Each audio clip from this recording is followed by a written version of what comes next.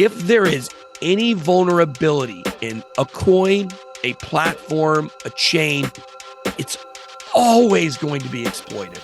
And with those algorithmic stablecoins, the fact that somebody could come in and flood the market and then pull it off really quick and then buy it at a discount from the project itself, that was a vulnerability that could have uncracked the peg and removed the peg from UST, which was the stablecoin of Terra Luna. I think this year in general, with all the things that we've seen in crypto that we didn't think was possible, a lot of people didn't think it was possible to get a bear market. A lot of people didn't think Celsius could crash. A lot of people didn't think Terra Luna would crash, that UST would unpeg, that Voyager would go insolvent. You got to factor in that black swan when you're making decisions.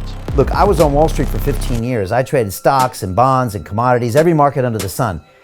Nothing prepares you for crypto, because crypto is 2, 3, 4 times more volatile than anything I've ever seen in the marketplace. I got to trust what I say a lot more. I got to trust what I believe because it's based on data, it's based on research. What happened is last year I was basing it more on the feelings. You got to get rid of your feelings in crypto, in markets and trading in general.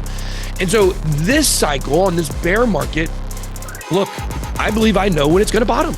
It's going to bottom end of November, beginning of December, certainly within a range of error where it could happen now, it could happen through January. But when we see prices go down during that time period, we're going to trust it. We're going to allocate our capital. We haven't got there yet. During the last cycle, we didn't trust ourselves enough. This cycle, we've learned we got to trust ourselves more on what we know to be true. And this is why it's so important for people to do their own research, make a plan, and implement it.